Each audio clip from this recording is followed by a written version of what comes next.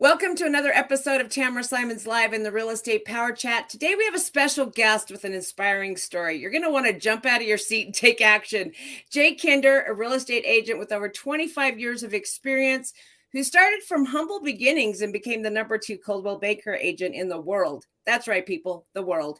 He is a coach, a mentor, a personal development enthusiast who believes in the power of continuous learning and honing your skills to succeed. So, buckle up. Get ready to hear Jay's journey from mowing lawns to selling homes and how he persevered through challenges to achieve remarkable success in the real estate industry. But as you know, first things first. This is Tamra Simon's Live, where real estate agents from around the globe come together to grow, collaborate, and expand their business. Where we take our inspiring conversations and put them together to create dynamic connections.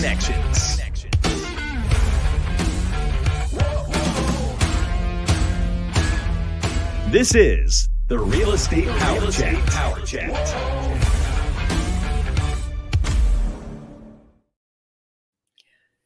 Welcome, Jay, to my show. Hey, I love it. Let's go.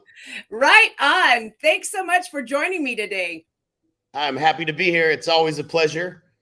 Wonderful. Now, I know, just in case people don't know who Jay Kinder is, let's just give them a little snippet of who Jay is and how he rocked the real estate industry. Oh man, I don't know. It's it's a pretty short story. I mean, I got into real estate actually now 20, almost 26 years ago, and like most people, probably struggled to figure it out. Kept on trying to find the answers. Did a ton of training, went to a ton of courses, paid a lot of coaches, pretty much anybody that would take my money, and tried a lot of things that worked, and a lot of things that didn't work. But eventually, started getting some traction, and it always gave me a little bit of hope that, I could do more, and eventually, figured out how to really build a successful business. I think I did it the hard way, and part of my passion, and the reason why I do podcasts and things like this today is I know a lot of agents probably gone through what I went through and struggled, to figure it out. And my hope is to inspire and show people that there is always a better way. There's an easier way to find success, and generally speaking, it's finding people that have done it before you and taking good notes and following their journey. Absolutely. Now, what would you say? We're kind of going into this crazy market change, and everyone's kind of freaking out. High interest rates, low inventory. What would you say to a new agent that's just starting out there? What they should jump on board with right now? Yeah, it's definitely kind of a different time, when the market is shifting, and it makes it even harder to become an expert and really know the market and what's going on in the market. But I think it starts with your expertise. Like, there's nothing that's going to build your confidence faster than being knowledgeable about what's going on in the marketplace. So knowing the numbers, knowing what the days on the market is, and the price ranges that you're serving, knowing, the cities, and, knowing what markets are hot, what markets are oversupplied, undersupplied, and just truly being an expert and trying to give the best advice you can to your clientele. Knowing the actual marketplace is one of the things that we all have a responsibility to do as professionals in this business. And it's one of the things that it's in our control to learn the marketplace and really be the advocate for the client, and knowing as much as you can about how to help them. Right on. I 100% agree. Would you agree with, them diving in and getting a coach to help guide them through that? Yeah, I think a coach or a mentor is certainly, I think there's a lot of training. I think there's a lot of missing training in this industry as far as, you get your license, you take the test, you get licensed, and then it's like, now what? How do I get a customer, right? And so, unless you have a large sphere of influence, it's very difficult to kind of navigate what should I focus on? And so, I think, I was fortunate enough to have taken, several classes and courses and different things, and learned some strategies on, for sale by owners and expireds and things like that early in my career. And I went out and got door slammed in my face, got hung up on it a few times, and I didn't take it personal. I was genuinely just trying to help people, and finally, I think the first for sale by owner that listed with me, I remember the first one, and I remember the first expired, And I realized at that time, I was like, well, you might have to go through 10 no's to get to a yes, but it's worth it to go through 10 no's to get that one yes. And it started to inspire me. Okay, well, this is possible. Now I just have to get better.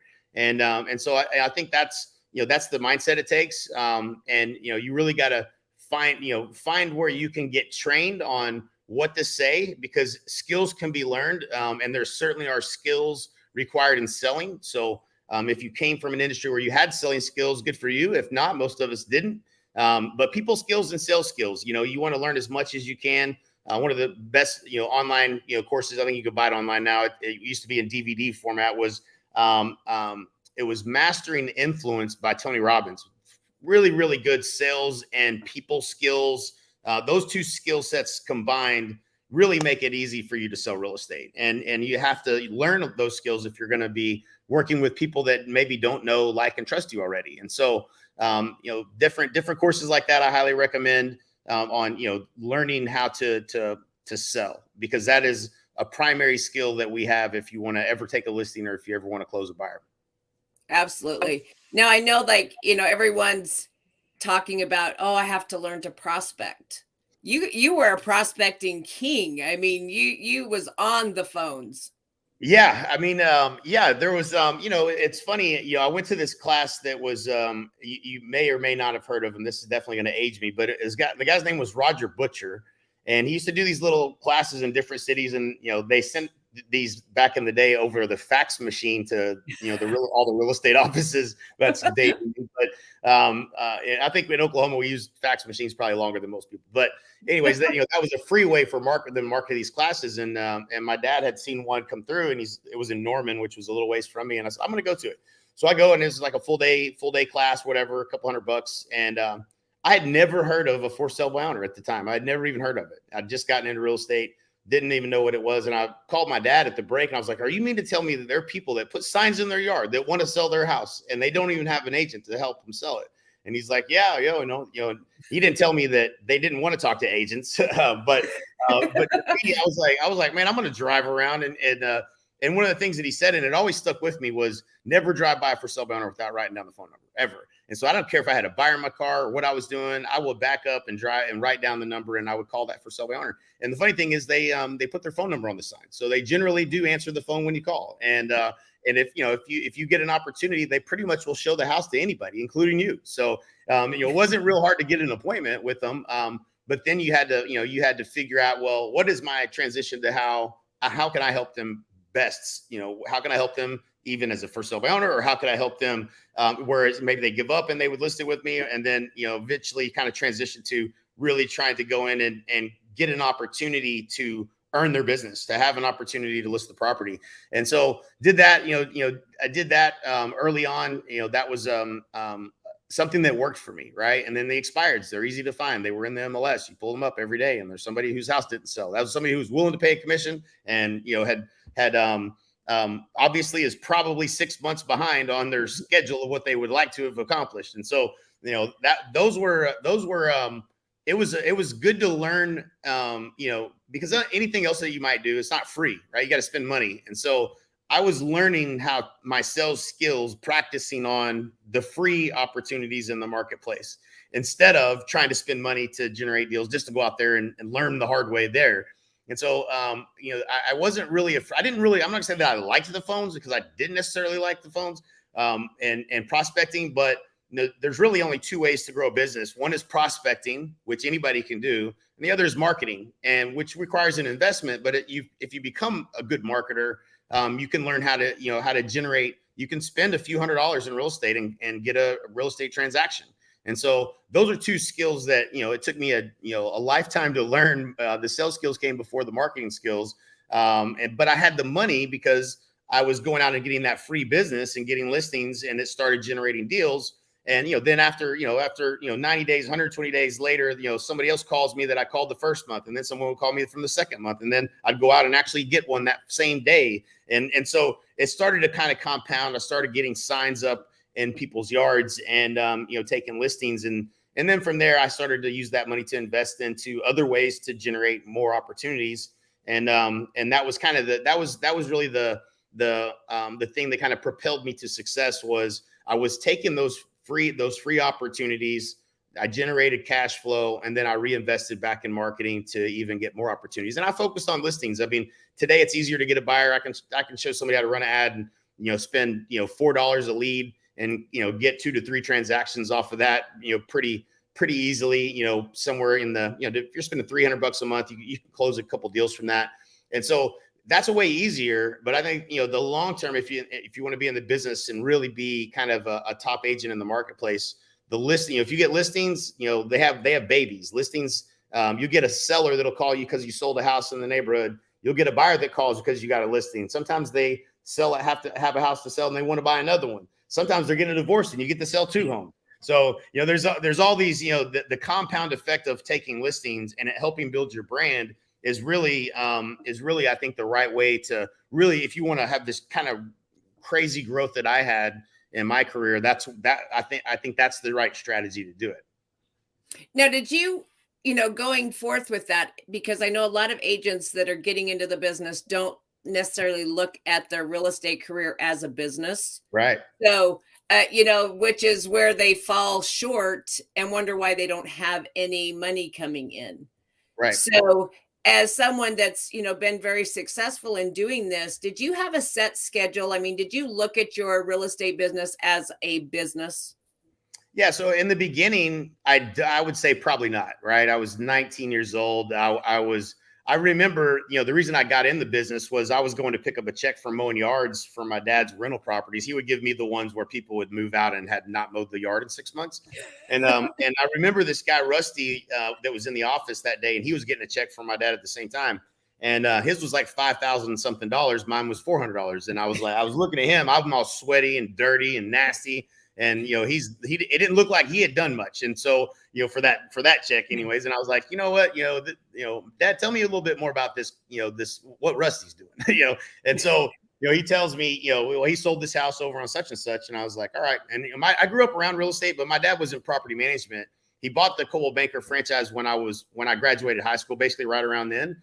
And so I never really grew up with him, like going on showing appointments or listing appointments or anything like that, because he was doing mainly property management. And so I didn't really know that much about the selling side, and really, honestly, he didn't really do that much of it either. So, I had to figure it all out from there. But it was, it was a fun journey for sure. Yeah, I would imagine so. To look at your $400 check and a $5,000 check, that's a no-brainer. Yeah, and so treating it as a business. I set goals. They would pass out this thing at the end of the year, and I would set the goals. And originally, I didn't have a very lofty goal. I remember I kept all these things. So I looked at them over the years, and I had a 5-year goal of making $50,000 a year in the first year. Right. And then, a $35,000 goal that year. Well, I hit that, that first goal. And then, I started raising the bar a little bit, and then I would hit that goal. And I was like, all right, well, let me raise the bar again. And eventually, I think I really started looking at it more as a business when I understood the value of my time. And as I, we're doing open houses every Sunday. Of course, the work ethic was there. 14-hour days, 7 days a week for years. And so I was willing to do the work. But there was a point in time where I needed leverage. And I think that's when I really started looking at it like a business. I would like to say I would use the calendar for my whole life. Like I'm a freaking absolute diehard fan of planning, calendaring, and getting into a rhythm with how you make decisions, how you plan your work, what time of day you do certain types of activities. So all of that evolved, I think, over time. But I wouldn't say that I started out that way. I was just grinding, like just doing it all. And the year that I did, it was like my 4th or 5th year, I did 233 transactions. I had 4 assistants that worked for me that were staff, because back then they didn't have teams and I didn't know what a team was. And so I did all those deals, and I did pretty much none of the other $10 an hour work because I just didn't have the time. I was too busy face-to-face with clients, going on appointments, doing that type of thing.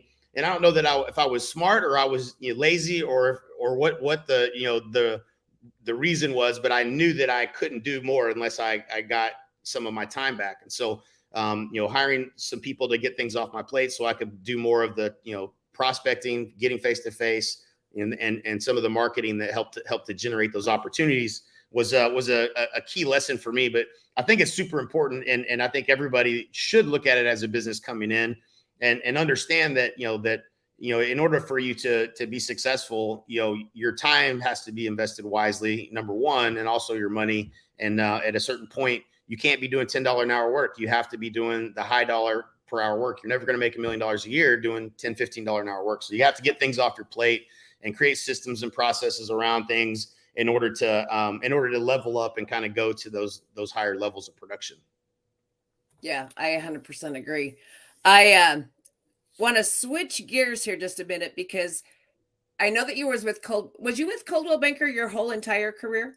I was until 2011, and then my dad's strategy for retirement was to sell me the business, and I started really studying the numbers, and I told him I couldn't do it. I said I just can't justify paying all these fees, that get paid to Coldwell Banker, and so he was cool with it, thankfully. And I went independent and opened an office literally right next door to his Coldwell Banker. And I was the much by a long shot the biggest producer. I think I produced more than everyone else in the office. So it was kind of a like, dang, man, I thought I was going to get to retire kind of thing, but I understand. And so I went independent in 2011, and then I opened up my own independent brokerage in Dallas as well with my business partner Mike Reese in 2016. And so it primarily just understanding that it didn't make sense to pay a ton of money to the brokerage when you have all the skills, the technology, the training, which we had developed over the years. We didn't feel the need to pay anybody anything. And so that was the reason we went independent. Ultimately, it was just to save the money we were paying into Coldwell Banker. Gotcha. Now, what made you decide to switch from your own independent brokerage and make the move to EXP? Yeah, well, I think once I realized that I'm not going to pay EXP anything, that they're going to pay me to be here, that was an aha moment. I think most people probably don't recognize that you have the ability to get paid to be at EXP through the revenue share program, through the stock, things of that nature. And so certainly, having a cap makes it an attractive deal for agents. It's about as low as a amount that you could pay into the company, but you have an opportunity at EXP to actually earn more than what you pay in, and that opportunity, even in an independent brokerage, I don't have the ability to make more money than what's than what I'm actually producing myself or whatnot. And so it was I had to put my ego aside, I think, a little bit and say, okay, maybe I don't have all the answers. Maybe there is a better way. And certainly, the EXP opportunity made sense once I finally really sat down and tried to understand it, and then compared it to what I thought we were going to be able to accomplish, being independent. And it just became a no-brainer after that. And certainly if it's better for the agent, right? Like, because I wasn't in production in Dallas, I had to really check my ego, because if I felt like what they had was better, then I something had to change. I either had to join or I had to compete against it. And so it just made more sense for us to leverage their model.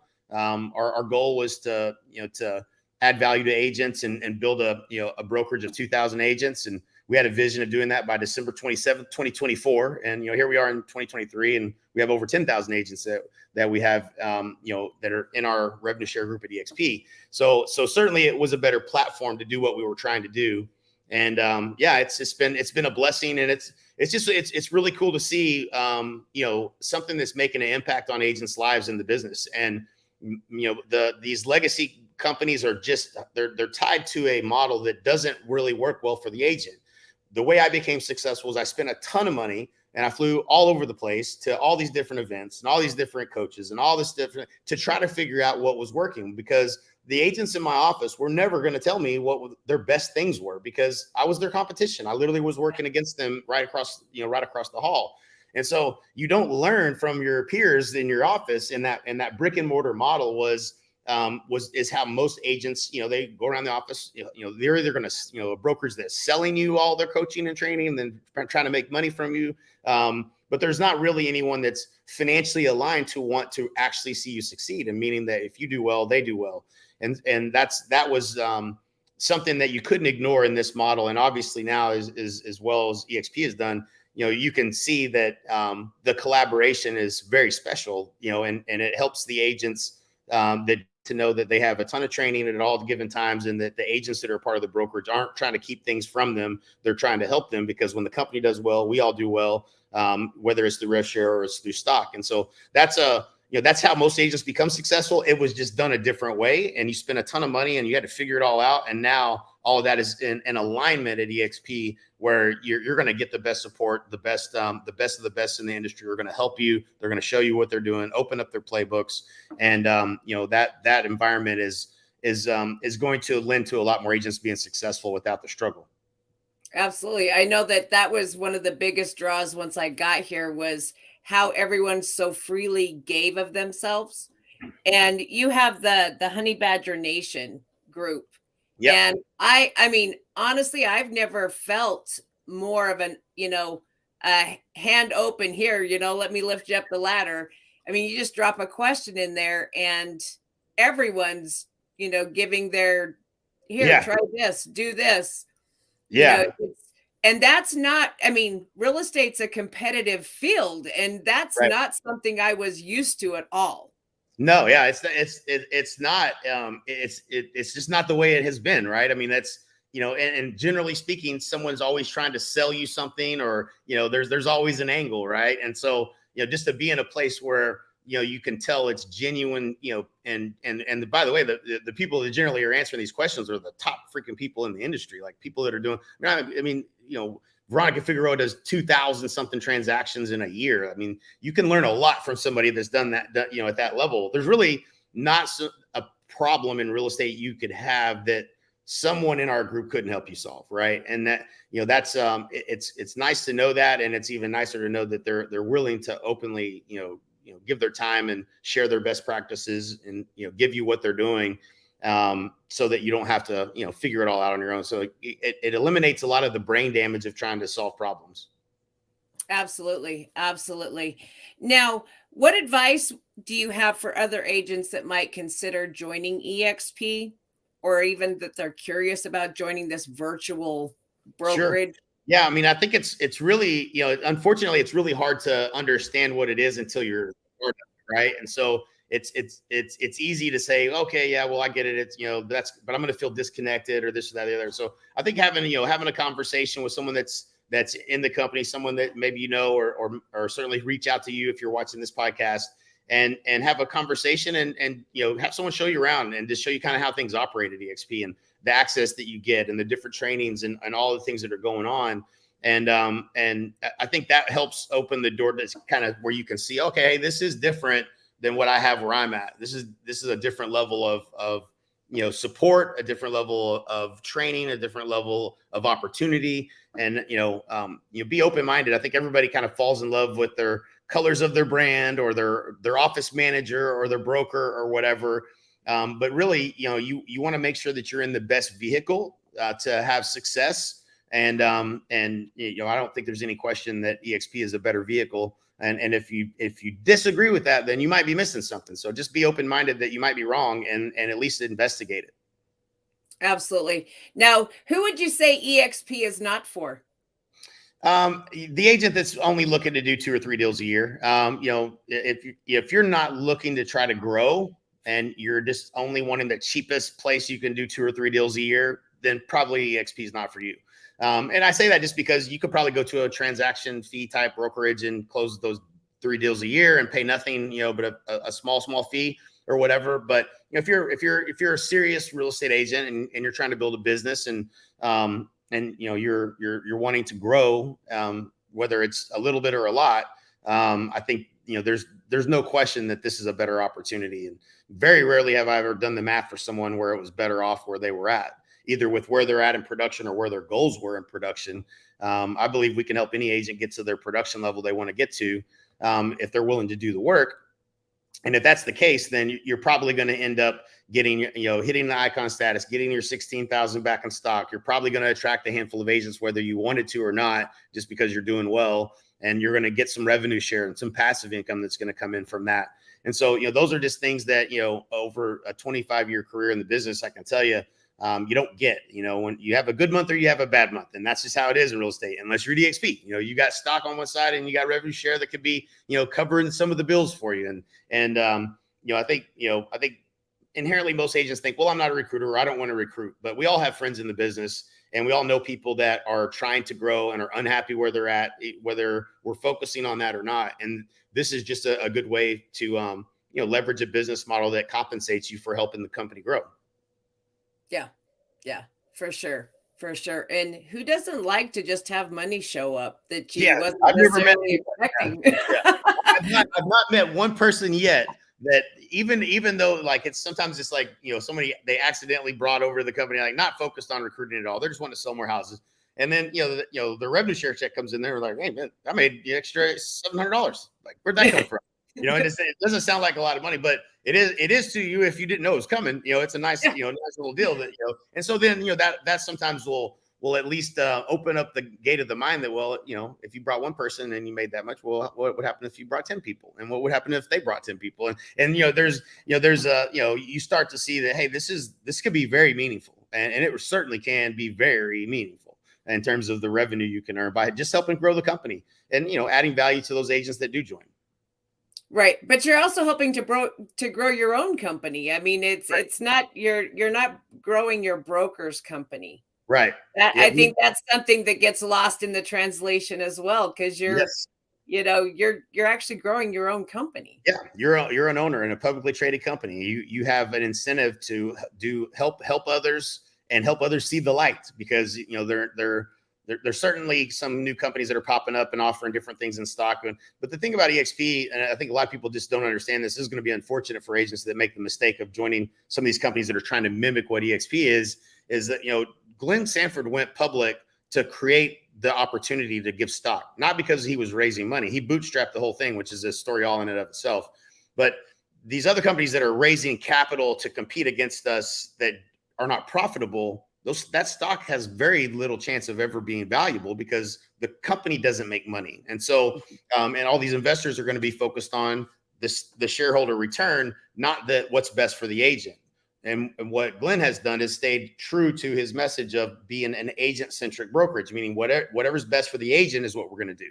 And so that's a big difference. And I see a lot of shiny objects and people getting excited about, this thing or that thing or whatever, new company coming around that's going to do what EXP did. Yeah, they're not. It's probably not going to be the case. It's certainly not going to be the same opportunity from a standpoint of what the valuation of that company is in a public, in a public domain. So yeah, it's a very special thing. I think, there's going to be a documentary done on Glenn Sanford someday, because what he's built is very special and super amazing. And it's just better for agents, and that's why we're all here. If it wasn't better for agents, we wouldn't have grown, to 90,000 plus agents in the last 5 years that I've been here. People wouldn't be staying, if that was the case. It's just better. And at the end of your career, I think you're all going to wish you had some stock. At the end of your career, I think you're all going to wish you had some passive income. And I don't know any other place that you can do that than EXP. So certainly an opportunity that is in alignment with what we do on the daily basis anyway. Yeah, absolutely. Now, I know that you are a busy man, and I just have one last question for you, because I know that you are a big reader, and I'm a huge reader. I read 300 to 400 books a year. So what would you suggest would be like the top 2 books someone should be reading right now? Oh man. So, one of my favorite books is, what is it? Let's see. Let me look. Most recently, I would say The Gap in the Game. I think that is a fantastic book by Dan Sullivan. Atomic Habits is another one. I think, you show me your habits, I'll tell you your future. Atomic Habits I thought was a really great book. Those are 2 things that are kind of core to understanding, your mindset, and understanding that, your progress, is the key to everything. Nothing's perfect. And I think sometimes we're too hard on ourselves. I think those are 2 really important ones. I started off, I took a Dale Carnegie course, and the first book I ever read that didn't have just pages or pictures in it was How to Win Friends and Influence People. I think that's a book every person should read. I think Think and Grow Rich is another one that every person should read. And I'm probably, it's funny, it's interesting. I probably would have been voted least likely to ever read a book in high school. Like, probably this guy's never going to read a book. Like, that's probably how people thought of me. And so the fact that I've read thousands of books is really crazy to me. But like, there's literally someone that's wrote a book on the exact problem that you currently have. No matter what it is. Like, there's been an expert that has broke it down how to solve that problem. And so for me, I always, in my entire career, whenever I had a problem, whatever it was, I tried to find whoever the best person in the world was. Generally, I would start with finding them by a book, but I would try to learn from whoever the best in the world was at solving that problem. And, that is a lifelong journey, right? Because you're going to encounter something, if there's not challenges or problems, or you're not uncomfortable, then you're not growing. Right. And so, if you're in a place where you're really comfortable, and then maybe you're not being challenged. And so I would challenge you to move into, step into the darkness and challenge yourself more so you can grow more, because that's really, it's super fulfilling. And in this business, there's a ton of things to learn, right? You can learn a lot for a long, long time and never have learned it all. So, and that's true with all of life. But yeah, I think those are some of the key books. I think, industry specific, books that I would, the people that I would follow are, in marketing, I would follow Dan Kennedy, Jay Abraham, or two of the best in the world. Frank Kern's another one. Those are for learning how to spend money in marketing and get a return on that investment. I think those are some of the best. Those are people that changed my life, and certainly, and helped me to learn how to, turn nickels into dollars, through marketing. But yeah, those are some of the books that I would probably point to for sure. But yeah, that's what I would stick with. I got lots more I could probably rattle off. Well, I appreciate you putting those out there. I have to say, you actually hooked me up with, looking into Jay Abraham. And I actually did a workshop here just a week or so ago with Jay. Mind blown. Yeah. The man is absolutely phenomenal. Yeah, he's absolutely incredible. And, he resonated with me. I remember, and we had a very high level of success. But sometimes when you meet somebody, you just know that you need them in your life. And his beliefs system around, everybody needs a good coach. I mean, I can't tell you how much it doesn't matter what I'm doing, or my kids are doing, even, like, I'm getting them a coach. Like, I know that you can't see the label from inside the jar. And so there's always something missing. There's always someone that can help you get more out of what you're capable of doing. And so, when I met Coach Burt, man, I was squirming in my seat, man. He's talking to me right now. Like, I know I need a coach. And yeah, so I'm glad that you got connected with him and got to experience that. He's made a huge difference in a lot of people's lives, both in our industry and outside of our industry. But what a great human being to have the access to and be able to bring that to your city is obviously very commendable of you to do that. So good job. Yeah. Well, thank you. Well, I appreciate you, and I appreciate you taking the time. I have wanted you on here for quite some time, and anytime I can access Jay Kinder, I'm going to go for it. So love it. Yeah. Well, hey, you are a wealth of knowledge, and so I always learn something. It never fails. Well, Tamra, it's been a pleasure jumping on with you here today. I'm certainly happy that you had me on, and it's a great podcast. And for all you guys listening, man, reach out to Tamra. She can help you with your business. She can help you get to that next level. She's a wealth of knowledge, and she's an amazing human being, and you would love to have her in your life. So if you've been watching and listening and haven't reached out, you should reach out to her and have a conversation. Thanks so much, Jay.